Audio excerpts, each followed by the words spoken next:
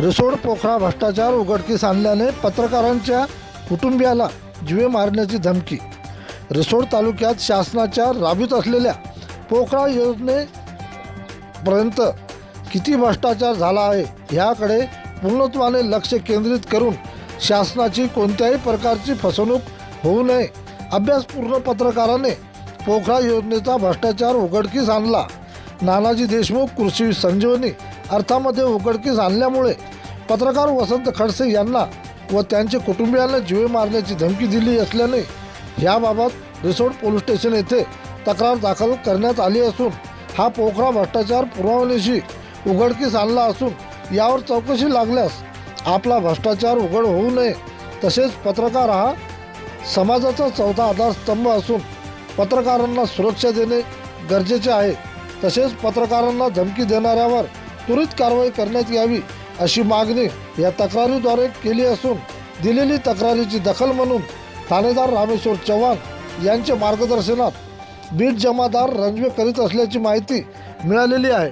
प्रतिनिधी अमर रासकर।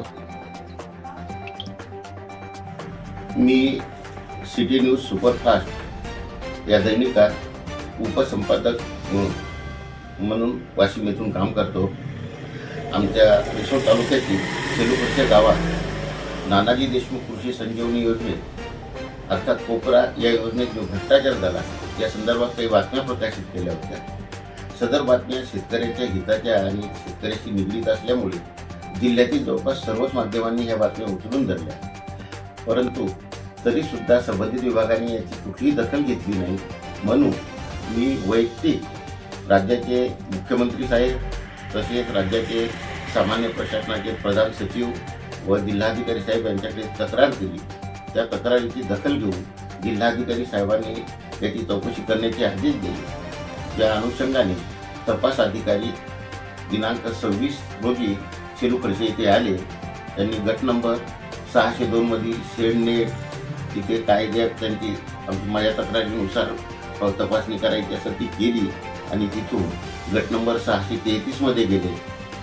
त्या संदर्भात मी लिहिलं होतं की इथं कुठेही फळझाड लावलेली नाही आणि जवळपास लाखो रुपयाचं अनुदान घेतलेलं आहे या संबंधित शेतकऱ्यांनी लाभार्थ्यांनी। तर ते त्याची चौकशी व्हावी म्हणून ते तिथे गेले।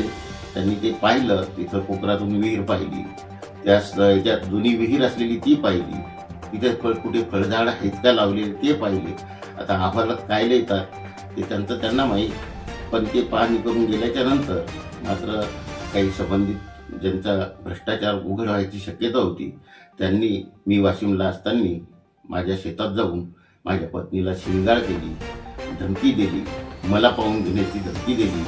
अशा संदर्भामध्ये घरून फोन आल्याच्या नंतर मी त्यांना घेऊन रिसोड पोलीस स्टेशनमध्ये जाऊन त्यांची तक्रार दाखल केली। ठाणेदार रामेश्वर चव्हाण साहेब यांनी आमची समजूत काढून काही होणार नाही, आम्ही त्यांना समज देतो अशी आम्हाला